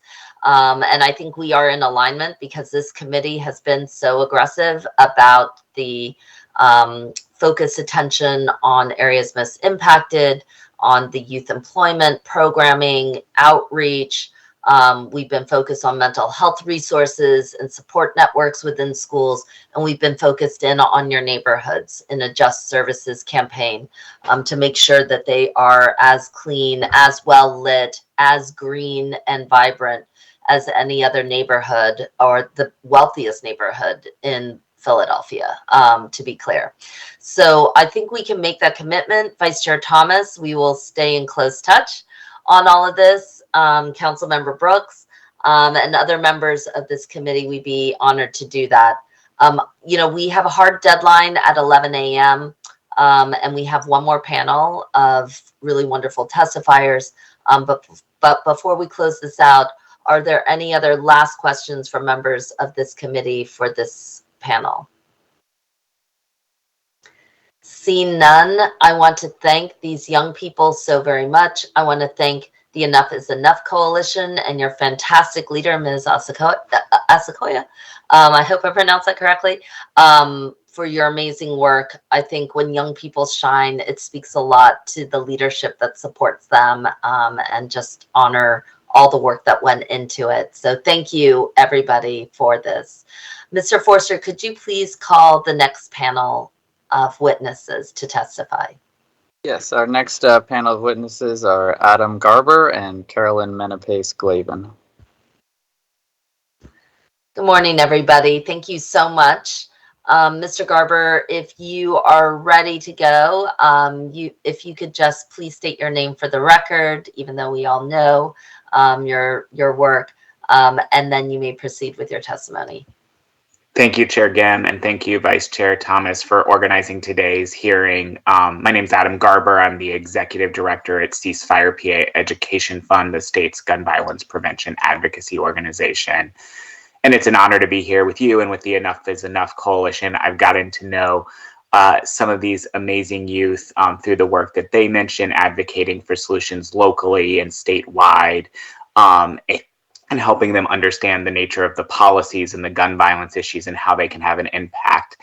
And I would say that they give me, and I'm sure each of you, hope that we will get to a place where everyone feels and is actually safe, but also the recognition that we can't wait for their sake and for the sake of the rest of people in Philadelphia. I will take a slight detour to go for my prepared remarks to go back to one thing that Vice Chair Thomas asked at the beginning about what was going on in Harrisburg.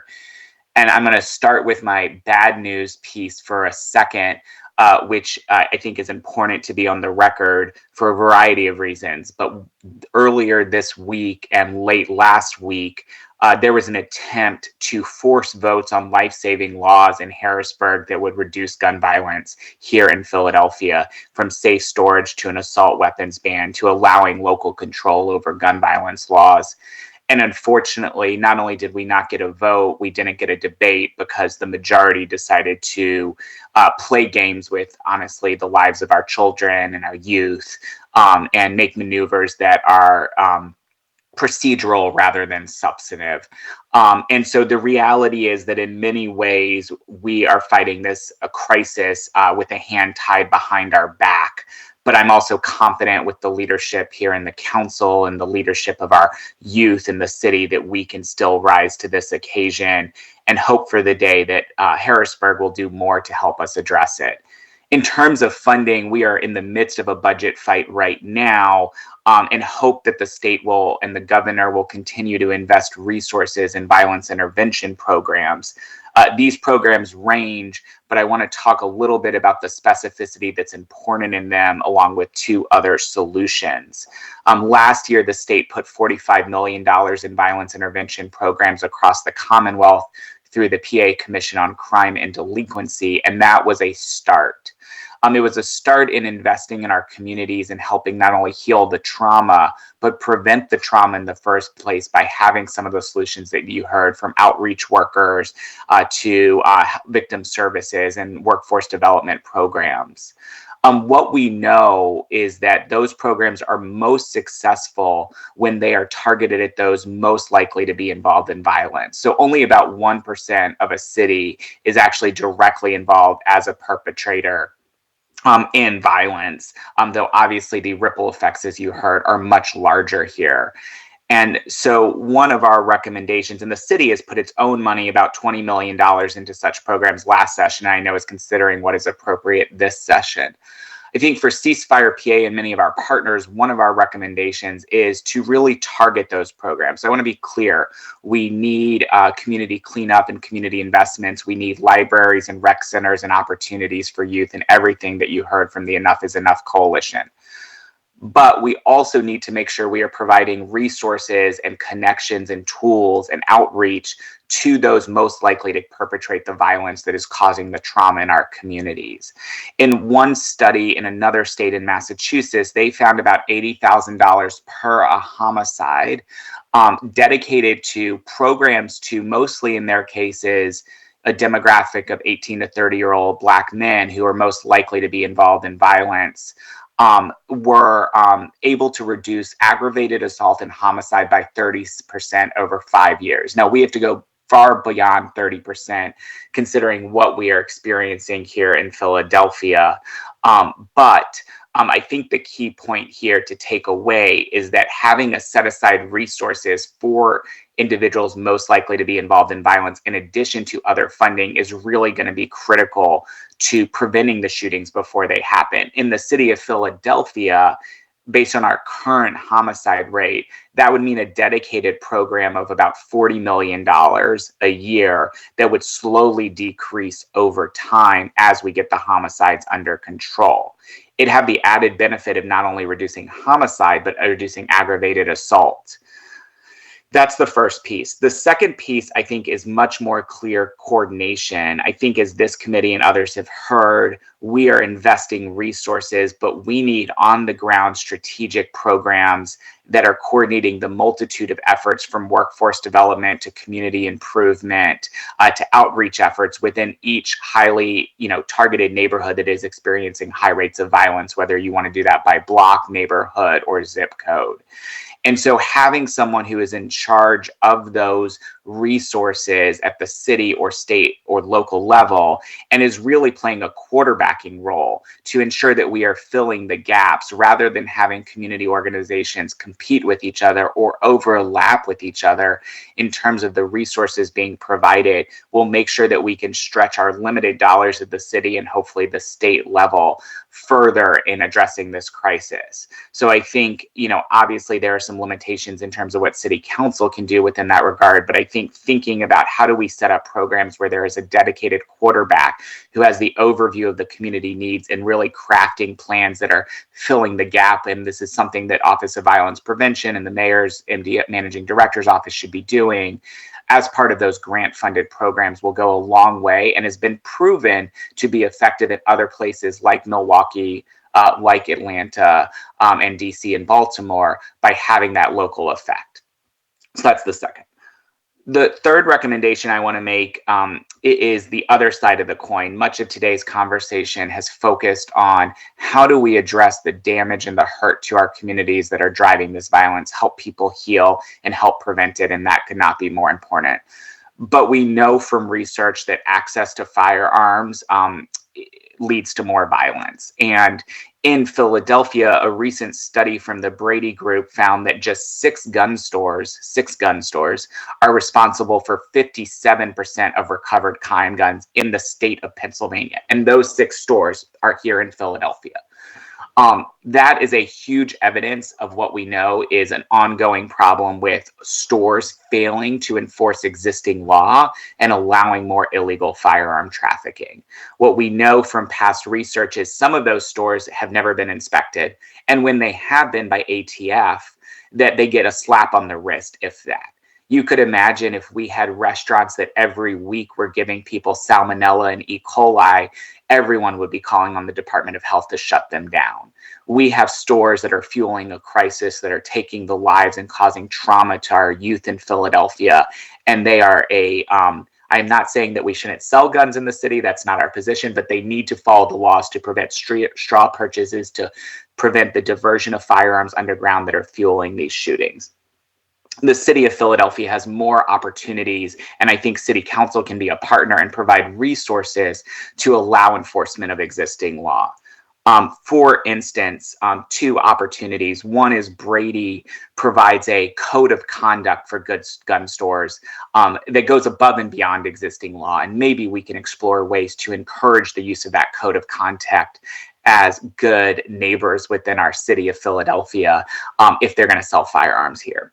The second is enforcement capacity, which is the city and the law department and the police department should look at mechanisms to evaluate and investigate those stores, and when there are traceback crime guns, to increase enforcement, increase inspections or stop bys to hopefully hold them. Because ultimately what we know from other locations is if someone's looking over your shoulder, sadly, you're more likely to follow the law.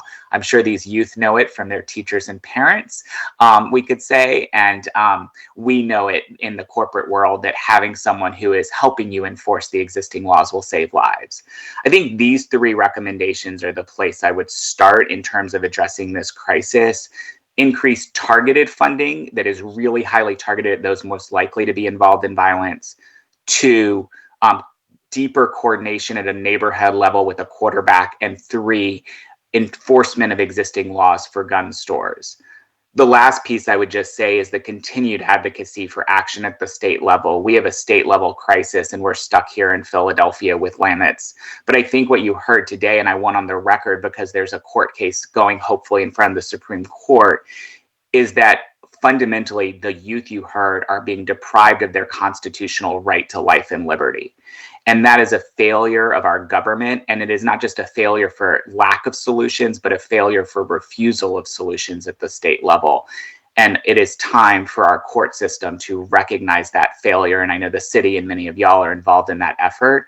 But it is important that the students understand that they have that right to life and liberty, and that they understand that we are going to fight for it, and that hopefully the court will recognize that it ultimately outweighs the access to a firearm. Thank you for the time to talk to you today and for this important hearing. Thank you so much, Mr. Garber. Can the next witness please be, are you ready to testify?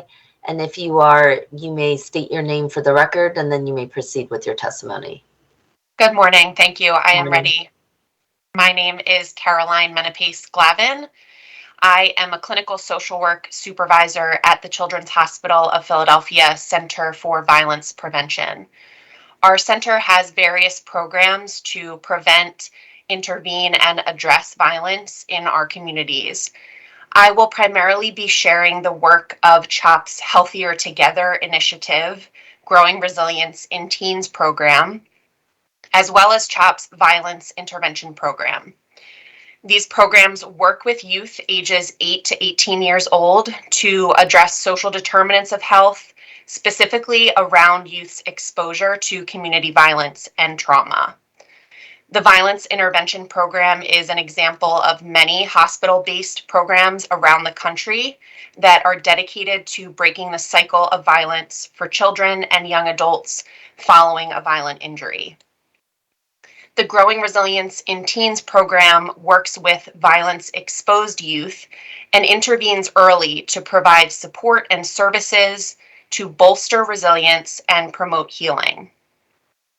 Because we know that violence permeates communities, impacts entire families, and can lead to poor outcomes, our programs support youth and families with intensive case management as they obtain medical follow-up care, navigate the legal system, and engage in trauma-focused mental health treatment. I appreciate the opportunity to speak today on this very important issue of gun violence in the city. I hope to provide insight based on my work that can improve access, resources, and policies that amplify youth voices and support families while working towards solutions to gun violence prevention in the city of Philadelphia. I will begin by discussing my experiences working with children exposed to gun violence, review findings from a recent study conducted at CHOP, and then outline some recommendations to support youth and adolescents who have been exposed to gun violence. One child's story comes to mind. A 14-year-old African-American male entered CHOP's Growing Resilience in Teens program, which we call GRIT, last September after exposure to significant gun violence in his community. He was experiencing post-traumatic stress and anxiety symptoms, such as trouble sleeping, hypervigilance, and fear of returning home from school. He shared with me that he and his family recently had to duck behind their car while unloading groceries because there was a shootout nearby.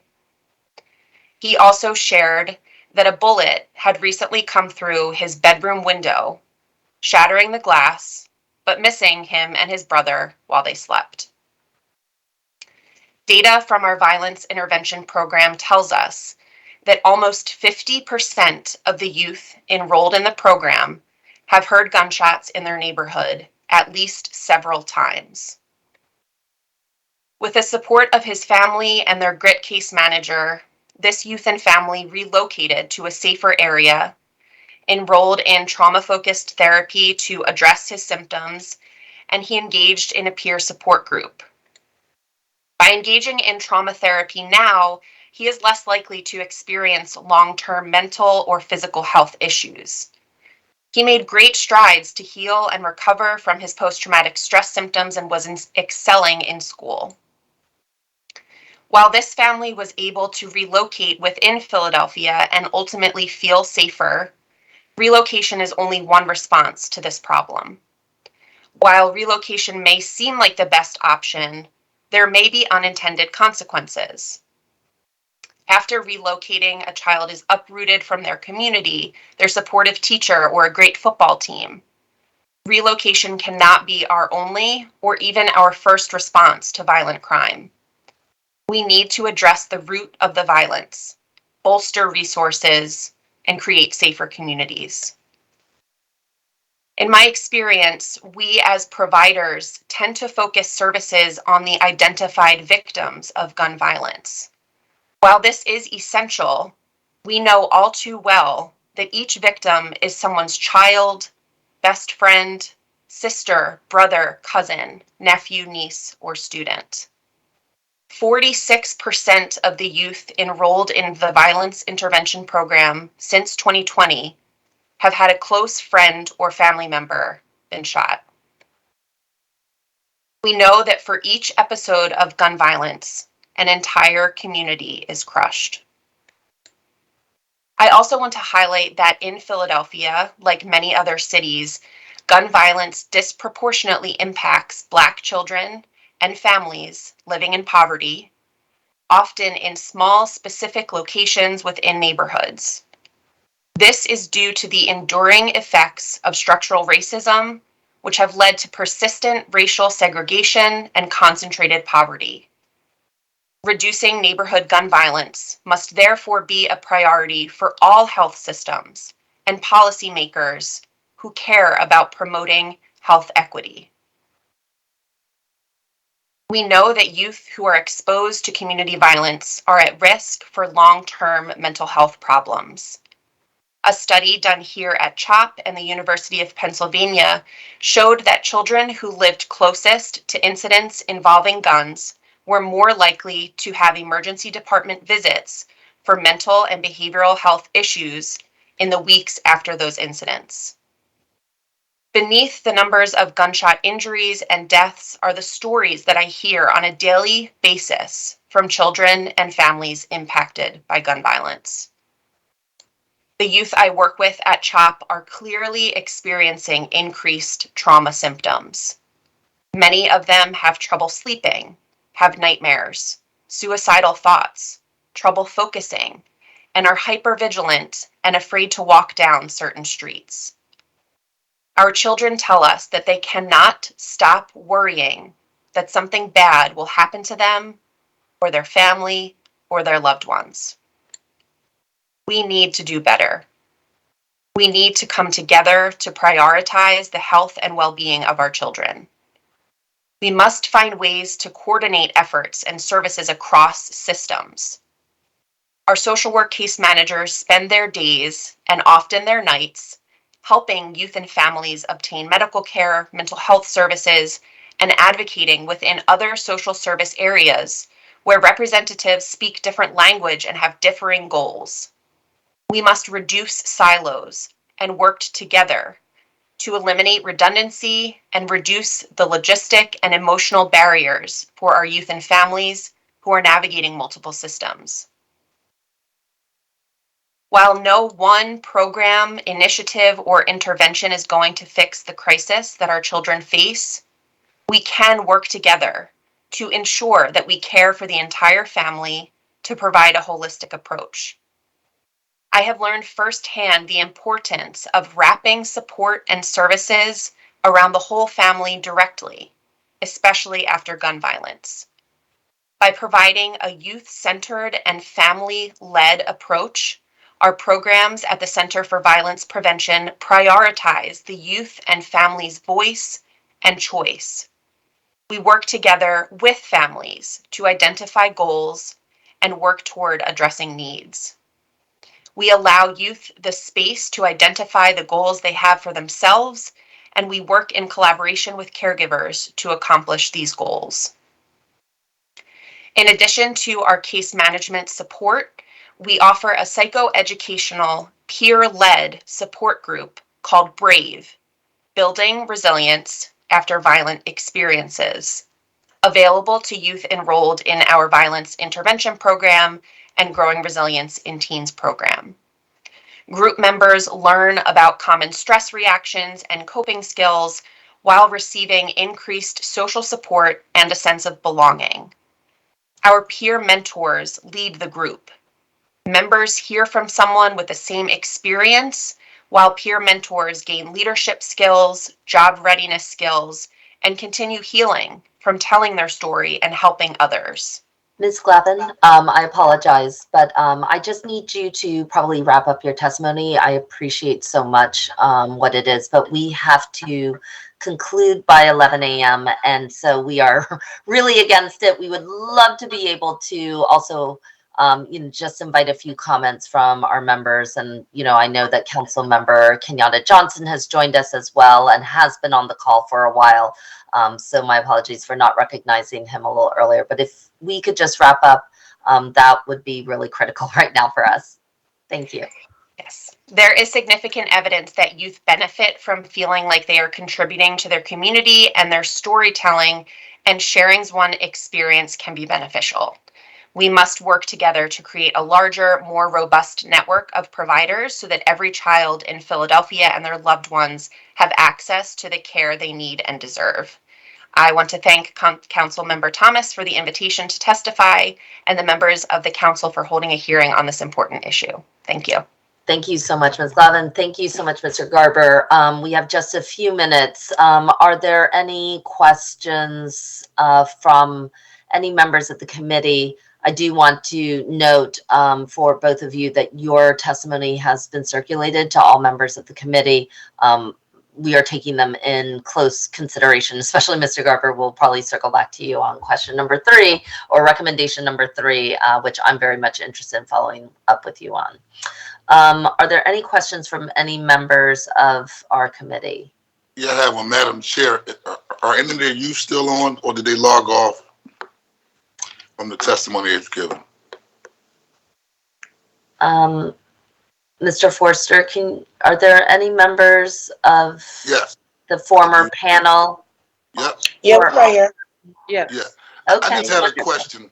My name is Councilman Kenyatta Johnson. I just want to thank you for your testimony. Thank you for taking the time out of your schedule and making a choice to be a part of this dialogue, which ultimately impacts you and your generation. A lot of times, us as adults, we're looking at this issue comprehensively and holistically. We talk about trauma. We talk about addressing institutional racism.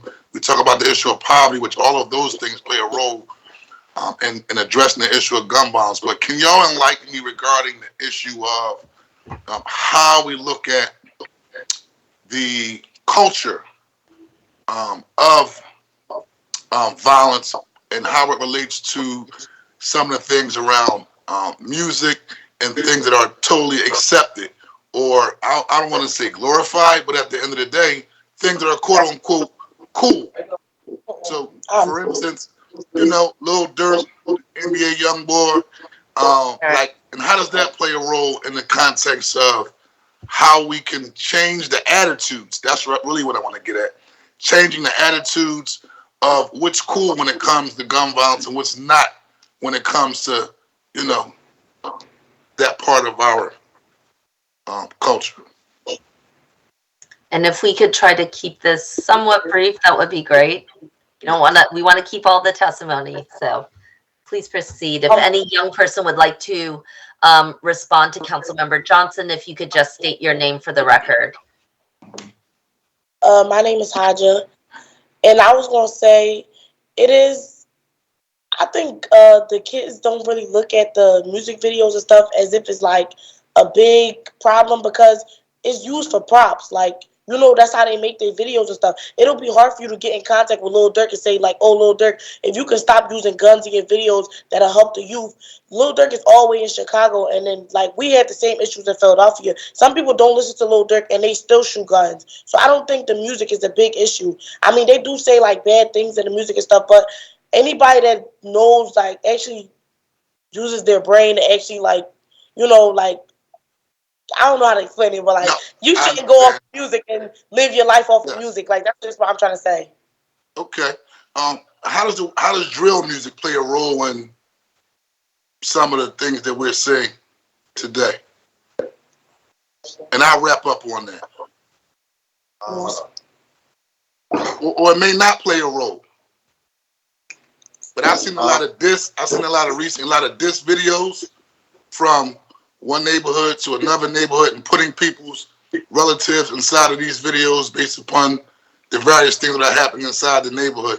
Now, how do we combat that aspect from a youth standpoint? Because the power is really with the young people. Can you hear me? Yes. My name is Davion Jackson, and I just want to say that it just brings what's happening in these cities, these different cities, like to light and you know, a lot of young people such as ourselves watch these videos and hear these songs that's talking about it. And some people take it as, you know what, they're doing this to their, I say, ops. Let me try to do it. Let me do it to mine and see how this goes. So they want to make songs about it now. Now they're dissing their ops as dead people. And then it becomes a whole situation towards where this person did this, I'm going to get back at them. Not even just coming back at them in song. Now, I want this person dead. So they find out. So it's more generational, though. Like, in some cases, that's what I'm saying. Like, it'll be harder to stop it with us. Like, I think we need a bigger group because these things happen from people like 10 years ago. Sometimes they don't even know the history of who died. They'll just feed off, oh, their dad died, so they'll go get back to somebody else's daughter or somebody else's son. So that's what I'm saying. Like, if you stop it in the shorter run, instead of waiting until they 18, 19, then all of a sudden the youth programs in the 18, like, you got to continue it on to 20 because you can pick up a gun at 50 and want to kill somebody because they killed your dad. Like, I feel like it should never stop at no age range. Everybody should be a part of the situation or so, get everybody involved. And personally, I'm sorry.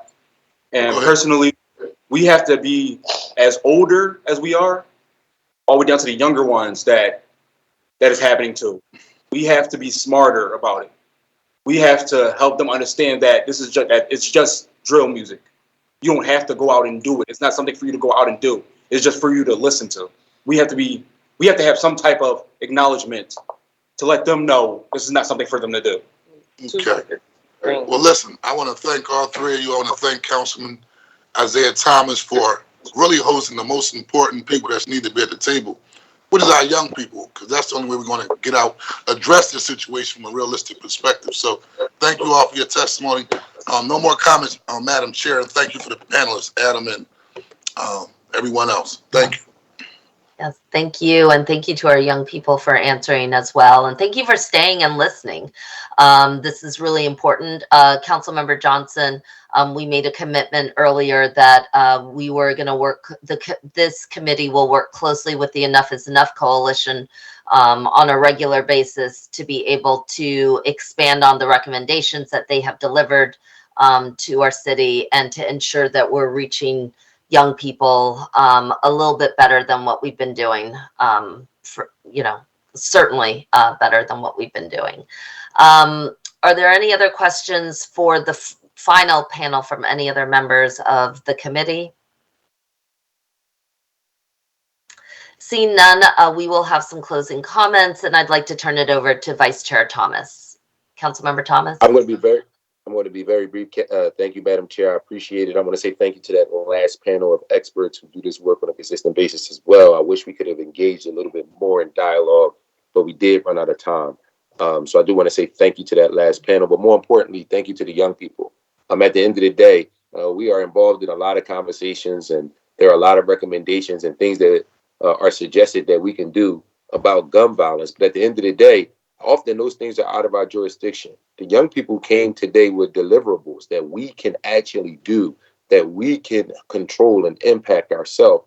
And I'm excited for their recommendations. And I think more importantly, I'm optimistic for the future. They are the future of our city. They are the future of our country. They are the future of our world. And at the end of the day, they're able to identify these problems and are able to offer recommendations for us now, which I'm optimistic will turn into permanent solutions as they grow into the same seats that we currently hold right now. So thank you, Madam Chair. I appreciate the leverage and the opportunity to have this important conversation. And I look forward to continuing to work with the entire collective to make sure that we are fighting for the citizens of Philadelphia. One of the things I always say, we never know how many lives we'll save when we do this work. And one of the things that young people are asking for is prevention-based initiatives. We do a lot of intervention, and we want to put up a lot of different initiatives to catch people when they do something wrong. And I think what the young people are putting the emphasis on is not necessarily catching somebody when they do something wrong, but preventing them from doing something wrong in the first place. Thank you, Madam Chair. I appreciate you. Yes, that's right. And if we could just put an amen on that. Also, just a reminder that it's not just about the future for these young people. And I think we all know that. You're more than our future. You're our right now. You're the leaders we need right this moment. And I've frequently said it's different, 5 years from now for all of you. It'll be a different city, a different feeling. And so we need you right now. We need you in your sophomore year. We need you in your junior year, in your senior years, to be guiding us through this, because there isn't any other time that it feels like this for you. And so we are committed. I think you heard that we've been pushing on our own. I think we're in alignment. I want to thank Vice Chair Thomas for his tremendous resolution and reminding us that this city council body was built for exactly moments like this. And this committee dedicated to children and youth in particular is built for uplifting the voices of our young people. I want to thank all of our committee members. I know Councilmember Johnson, you're up next with yours. So I would like to ask, there being no further questions from members of this committee and no other witnesses to testify, I will ask if there's anyone else present in this hearing whose name we have failed to call upon and that wishes to offer testimony on the resolution being considered today. But I want to give you your props, Madam Chair, for always, you're not new to this, you've always been focusing on keeping young people at the forefront, and even in the midst of the work that I'm doing, you say, hey, Councilman, that's great, the work that you're doing. Let's partner to make sure that we're addressing, supporting our young people in a proactive way so they can be a part of this conversation. So I thank you. And again, I thank the sponsor of the resolution, the mighty young Councilman Isaiah Thomas from the mighty Northwest Philadelphia, empowering our youth. Enough is enough. Keep up the good work, everyone. All right, yeah, I'm quiet, absolutely. Madam Chair. Thank you very much, Councilmember Johnson. Hearing none, I want to thank all the panelists, all the witnesses, all of our young people for their participation today. We value your opinions, and we will take them to heart, and we will be back in touch with you. This concludes the public hearing of the Committee on Children and Youth. We will now recess this hearing until the call of the chair. Thank you, everybody, for your attendance.